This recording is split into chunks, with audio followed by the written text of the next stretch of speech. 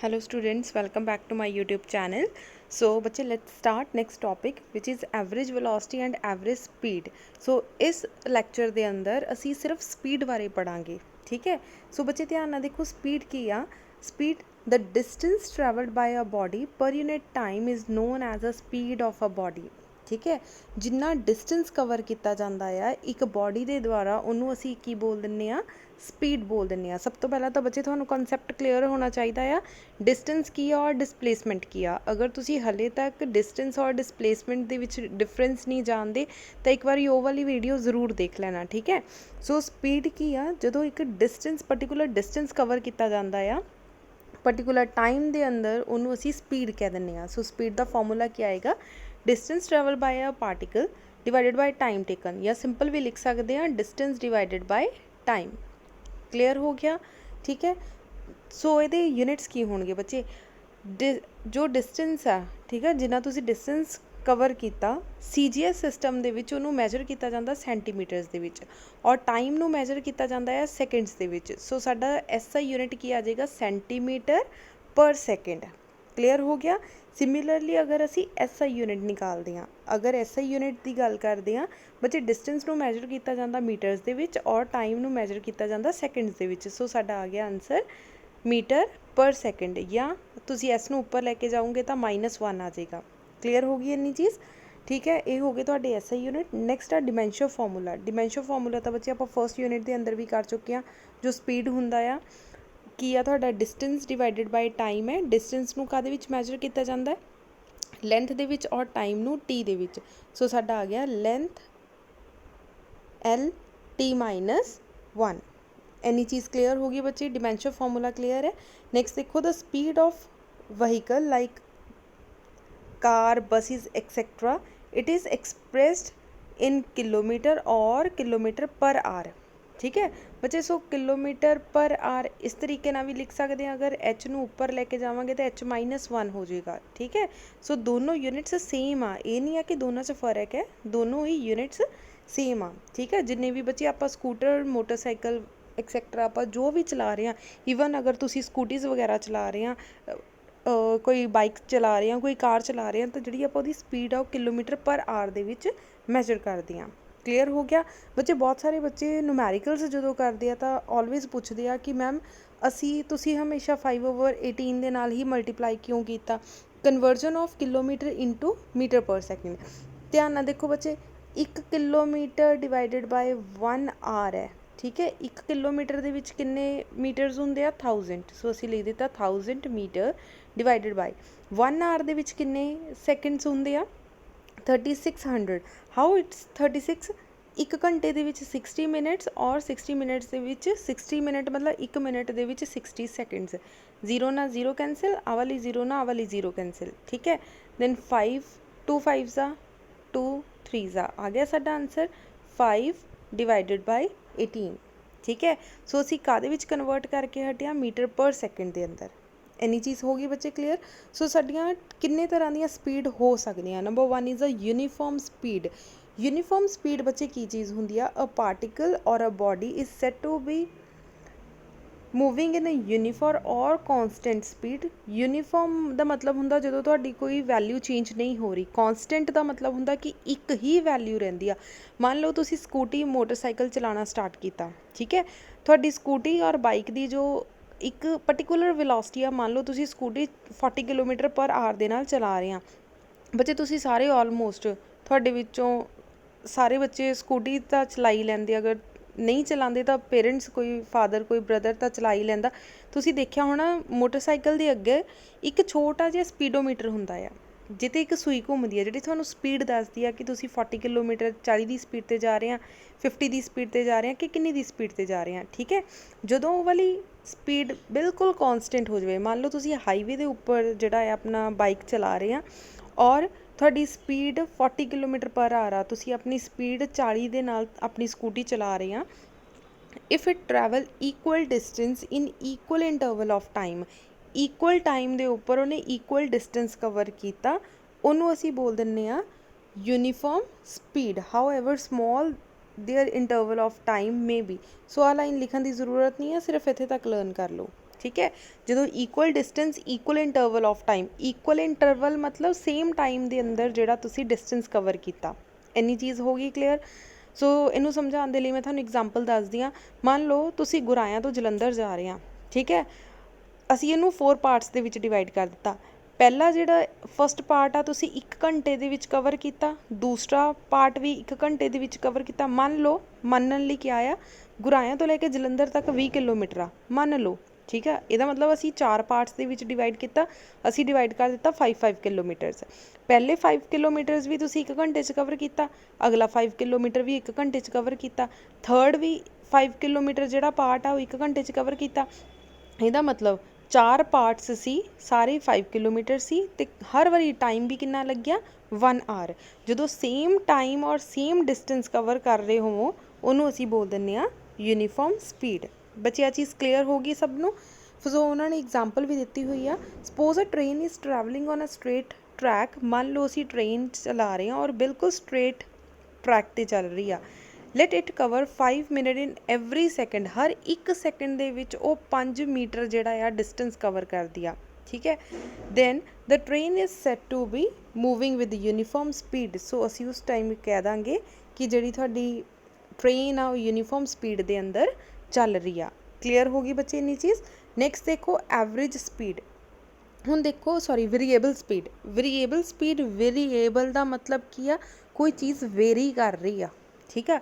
ਇਹਦਾ ਮਤਲਬ same time ਦੇ ਉੱਤੇ ਜਿਹੜਾ ਆ ਅਨਈਕੁਅਲ ਡਿਸਟੈਂਸ ਜਿਹੜਾ ਕਵਰ ਕਰ ਰਿਹਾ ਆ, ਠੀਕ ਹੈ। ਹੁਣ ਟ੍ਰੇਨ ਚੱਲ ਰਹੀ ਆ, ਟਾਈਮ ਤਾਂ ਬੱਚੇ ਚੱਲ ਹੀ ਰਿਹਾ ਆ, ਠੀਕ ਹੈ। ਟਾਈਮ 1 ਸੈਕਿੰਡ ਹੋ ਗਿਆ, 2 ਸੈਕਿੰਡ ਹੋ ਗਿਆ, ਟਾਈਮ ਤਾਂ ਅੱਗੇ ਪਿੱਛੇ ਹੋ ਨਹੀਂ ਸਕਦਾ। ਇਸ ਕਰਕੇ ਟਾਈਮ ਨੂੰ ਯਾਦ ਰੱਖਣਾ ਕਿ ਟਾਈਮ ਇਕੁਅਲ ਰਹੇਗਾ, ਬਟ ਜਿਹੜੀ ਤੁਹਾਡੀ ਡਿਸਟੈਂਸ ਆ ਉਹ ਚੇਂਜ ਹੋ ਰਹੀ ਆ, ਠੀਕ ਆ। A particular body is set to be moving with variable speed. Variable speed ਦੇ ਨਾਲ ਚੱਲੇਗਾ if it travels unequal distance. Unequal distance ਮਤਲਬ ਹੁਣ ਤੁਸੀਂ ਉਹੀ ਗੁਰਾਇਆਂ ਵਾਲੇ ਤੋਂ ਲੈ ਕੇ ਜਲੰਧਰ ਤੱਕ ਦੀ ਗੱਲ ਕਰ ਲਓ। ਮੰਨ ਲਓ ਅਸੀਂ ਇਹਨੂੰ ਡਿਵਾਈਡ ਕੀਤਾ ਕਿ ਪਹਿਲੇ ਜਿਹੜੇ 4 ਕਿਲੋਮੀਟਰ ਆ ਉਹਨੇ 1 ਘੰਟੇ 'ਚ ਕਵਰ ਕਰ ਲਿਆ, ਅਗਲੇ 6 ਕਿਲੋਮੀਟਰ ਉਹਨੇ 1 ਘੰਟੇ 'ਚ ਕਵਰ ਕਰ ਲਿਆ, ਨੈਕਸਟ ਜਿਹੜਾ ਉਹਨੇ ਮੰਨ ਲਓ ਕਿ 3 ਕਿਲੋਮੀਟਰ 1 ਘੰਟੇ 'ਚ ਕਵਰ ਕੀਤਾ, ਨੈਕਸਟ 7 ਕਿਲੋਮੀਟਰ ਜਿਹੜਾ 1 ਘੰਟੇ 'ਚ ਕਵਰ ਕੀਤਾ। ਟਾਈਮ ਅਸੀਂ ਸੇਮ ਲੈ ਲਿਆ, ਬਟ ਡਿਸਟੈਂਸ ਜਿਹੜਾ ਆ ਅਨਈਕੁਅਲ ਹੈ। ਡਿਸਟੈਂਸ ਹਰ ਵਾਰੀ ਅਲੱਗ-ਅਲੱਗ ਆ, ਠੀਕ ਹੈ। ਸੋ ਇੱਦਾਂ ਦੀ ਜਿਹੜੀ ਸਪੀਡ ਹੈ, ਇਸ ਤਰ੍ਹਾਂ ਦੀ ਜਿਹੜੀ ਸਪੀਡ ਆ ਉਹਨੂੰ ਅਸੀਂ ਕੀ ਬੋਲ ਦਿੰਦੇ ਹਾਂ, ਵੇਰੀਏਬਲ ਸਪੀਡ। ਇੰਨੀ ਚੀਜ਼ ਹੋ ਗਈ ਬੱਚੇ ਕਲੀਅਰ। ਨੈਕਸਟ ਦੇਖੋ ਸੈਕਿੰਡ ਡੈਫੀਨੇਸ਼ਨ ਆ। ਅਗਰ ਤੁਹਾਨੂੰ ਫਸਟ ਡੈਫੀਨੇਸ਼ਨ ਡਿਫੀਕਲਟ ਲੱਗਦੀ ਹੈ ਤਾਂ ਸੈਕਿੰਡ ਬਿਲਕੁਲ ਸਿੰਪਲ ਆ। A speed of a body is variable if travel equal distance in unequal interval of time। ਤੁਸੀਂ ਇਹਨੂੰ ਉਲਟਾ ਵੀ ਬੋਲ ਸਕਦੇ ਆ। ਮੰਨ ਲਓ ਪਹਿਲੇ 5 ਕਿਲੋਮੀਟਰ ਉਹਨੇ 2 ਘੰਟੇ 'ਚ ਕਵਰ ਕੀਤਾ, ਅਗਲੇ 5 ਜਿਹੜਾ ਕਿਲੋਮੀਟਰ ਆ ਉਹਨੂੰ 6 ਘੰਟੇ 'ਚ ਕਵਰ ਕੀਤਾ, ਅਗਲਾ 5 ਕਿਲੋਮੀਟਰ ਉਹਨੇ 10 ਘੰਟੇ 'ਚ ਕਵਰ ਕੀਤਾ। ਸੋ ਮਤਲਬ ਡਿਸਟੈਂਸ ਸੇਮ ਹੋ ਜਾਵੇ ਬਟ ਟਾਈਮ ਚੇਂਜ ਹੋ ਜਾਵੇ, ਜਾਂ ਟਾਈਮ ਸੇਮ ਰਵੇ ਤਾਂ ਡਿਸਟੈਂਸ ਚੇਂਜ ਹੋ ਜਾਵੇ। ਸੋ ਦੋਨੋਂ ਲੈਂਗੁਏਜ ਦੇ ਵਿੱਚ ਤੁਸੀਂ ਇਹਨੂੰ ਲਿਖ ਸਕਦੇ ਹਾਂ।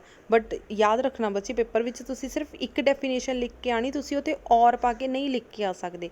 ਬੁੱਕ ਵਾਲੇ ਤੁਹਾਨੂੰ ਆਪਸ਼ਨ ਦੇ ਸਕਦੇ ਆ ਕਿ ਤੁਸੀਂ ਇੱਦਾਂ ਵੀ ਲਰਨ ਕਰ ਸਕਦੇ, ਇੱਦਾਂ ਵੀ ਲਰਨ ਕਰ ਸਕਦੇ, ਬਟ ਤੁਸੀਂ ਆਪਣੇ ਟੀਚਰ ਨੂੰ ਆਪਸ਼ਨ ਨਹੀਂ ਦੇ ਸਕਦੇ ਕਿ ਆਹ ਵੀ ਚੈੱਕ ਕਰ ਸਕਦੇ, ਆਹ ਵੀ ਚੈੱਕ ਕਰ ਸਕਦੇ। ਤੁਸੀਂ ਸਿਰਫ ਇੱਕ ਆਨਸਰ ਲਿਖ ਕੇ ਆਉਣਾ, ਜਿਹੜਾ ਤੁਹਾਨੂੰ ਕੰਫਰਟੇਬਲ ਲੱਗਦਾ ਤੁਸੀਂ ਸਿਰਫ ਉਹ ਆਨਸਰ ਲਿਖ ਕੇ ਆਉਣਾ।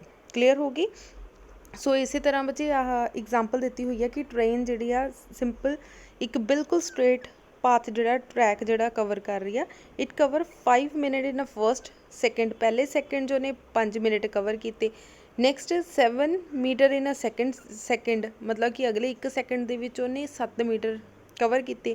ਅਗਲੇ 1 ਸੈਕਿੰਡ ਦੇ ਵਿੱਚ ਮਤਲਬ ਥਰਡ ਸੈਕਿੰਡ ਦੇ ਵਿੱਚ ਉਹਨੇ 12 ਮੀਟਰ। ਮਤਲਬ ਕਿ ਟਾਈਮ ਹਰ ਵਾਰੀ ਸੇਮ ਆ, 1 ਮਿੰਟ 1 ਸੈਕਿੰਡ ਹੀ ਆ, ਬਟ ਜਿਹੜਾ ਡਿਸਟੈਂਸ ਆ ਉਹ ਚੇਂਜ ਹੋ ਰਿਹਾ। 5 ਮਿੰਟ, 7 ਮਿੰਟ, 12 ਮਿੰਟ ਐਕਸੈਟਰਾ। ਇਹਦਾ ਮਤਲਬ ਉੱਥੇ ਉਹਦੀ ਵੈਲੋਸਿਟੀ ਕੀ ਆ, ਚੇਂਜ ਹੋ ਰਹੀ ਹੈ। That is the variable velocity. ਠੀਕ ਹੈ ਜੀ। ਸੋ ਅੱਜ ਦਾ ਸਾਡਾ ਲਾਸਟ ਟੋਪਿਕ ਆ ਐਵਰੇਜ ਸਪੀਡ। ਹੁਣ ਬੱਚੇ ਐਵਰੇਜ ਸਪੀਡ ਕੀ ਹੁੰਦਾ? When a body moves with variable speed. ਮੰਨ ਲਓ ਵੇਰੀਏਬਲ ਸਪੀਡ ਦੇ ਨਾਲ ਚੱਲ ਰਿਹਾ। ਵੇਰੀਏਬਲ ਸਪੀਡ ਕੀ ਆ ਕਿ ਉਹ ਅਲੱਗ-ਅਲੱਗ ਡਿਸਟੈਂਸ ਜਿਹੜਾ ਆ ਸੇਮ ਟਾਈਮ 'ਤੇ ਕਵਰ ਕਰ ਰਿਹਾ। ਠੀਕ ਹੈ। ਸੋ ਉਹਨੂੰ ਅਸੀਂ ਵੇਰੀਏਬਲ ਬੋਲ ਦਿੰਦੇ ਹਾਂ।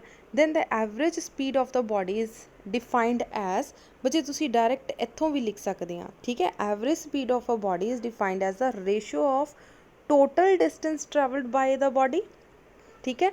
टोटल डिस्टेंस कितनी सी गुराया तो लैके जलंधर तक असी कितनी मन्नी सी 20 किलोमीटर। सो टोटल डिस्टेंस असी मान ली, असी नहीं मन्निया कि पहला उन्हें 4 किलोमीटर किया, फिर 6 किया, फिर 7 किया, सानू उहदे नाल कोई मतलब नहीं, असी टोटल डिस्टेंस लैन लगे। टोटल डिस्टेंस साडी कितनी सी गुराया तो जलंधर तक मन्नी सी असी 20 किलोमीटर्स, ठीक है। सो टोटल डिस्टेंस कितनी होगी हुण साडी 20।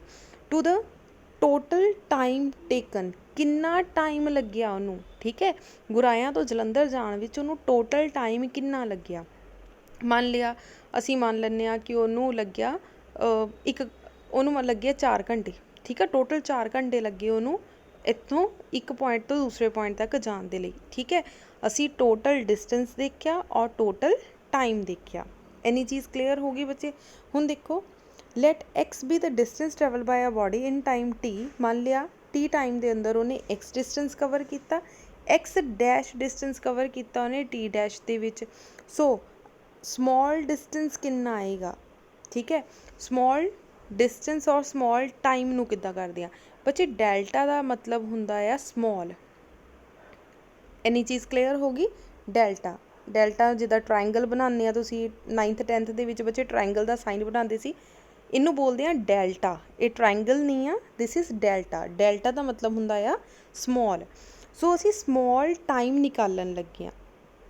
स्मॉल टाइम मतलब delta t is equals to बच्चे फाइनल डिस्टेंस कितना सी टोटल या that is del t dash minus starting कितनी सी टी, असी फाइनल विचों इनिशियल माइनस कर दिए, या जिहड़ा असी मान लो 2 छोटा जिहा टाइम लिता है कि इन्ने चो इन्ना माइनस करना, असी वड्डे वाली टर्म चो छोटी वाली माइनस टर्म कर दी, साडे कोल एक छोटा जिहा टाइम आ जाऊगा जिन्हों असी बोल दिंदे आ डेल्टा टी। सिमिलरली मान लो असी हुण डेल्टा एक्स निकाल रहे हैं, स्मॉल डिसप्लेसमेंट निकाल रही हैं।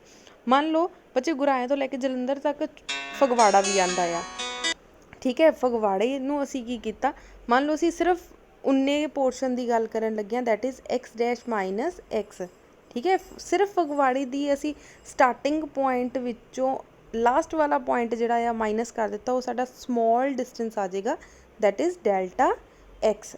इन्नी चीज़ क्लीयर होगी बच्चे। इसदा मतलब असी छोटे जी पार्ट की गल करन लगे हैं। सो टोटल जिहड़ा आ एवरेज स्पीड किहदे इक्वल आ जाएगी बच्चे, पहला तो याद रखना स्पीड किहदे इक्वल है, डिस्टेंस डिवाइडेड बाय टाइम, ठीक है। अगर असी एवरेज निकाल रहे हैं तो एवरेज किहदे इक्वल होएगी, तो आ जाएगा average distance divided by average time. So average distance कितना सी x dash over x divided by average time कितना सी डेल्टा टी कितना सी t dash minus t. So असी delta x dash minus x नू की लिखिया delta x divided by t dash over t नू की लिखिया delta t. So this is the average speed. इन्नी चीज़ क्लीयर होगी बच्चे।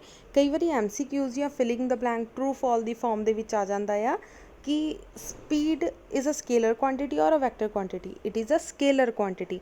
बच्चे स्केलर क्वांटिटीज़ की होंदियां जिहदे विच सिर्फ और सिर्फ उहदा मैगनीट्यूड हुंदा बट डायरैक्शन मैंशन नहीं की जाती, ठीक है। कोई ना कोई साइज़ होएगा बट डायरैक्शन नहीं होएगी। नेक्स्ट आ speed is a body is always positive. Speed एक इदां दी चीज़ आ जिहड़ी पॉजिटिव आ। हुण तुसीं स्कूटी चलाने आ 40 किलोमीटर ते चलाने आ, कार चलाने तो 120 की स्पीड ते चला रहे हैं, 100 की स्पीड ते चला रहे हैं, वो ऑलवेज पॉजिटिव हुंदा। कदे ये नहीं असी कहंदे कि असी -40 की स्पीड ते स्कूटी चला रहे हैं या -40 की 50 की स्पीड ते चला रहे हैं। सो माइनस दे विच कदे भी स्पीड नहीं हुंदी। It can never be negative, ठीक है। सो ये कदे भी नैगेटिव नहीं हो सकती क्योंकि असी हमेशा ही पॉजिटिव दे विच स्पीड काउंट करते हैं। क्लीयर होगी बच्चे इन्नी चीज़। सो ये अज दा साडा लैक्चर सी बच्चे। किसी तरह की कोई प्रॉब्लम होवे, कुछ टॉपिक ना समझ लगे हो तो तुसीं पुछ सकते हैं। Thank you so much.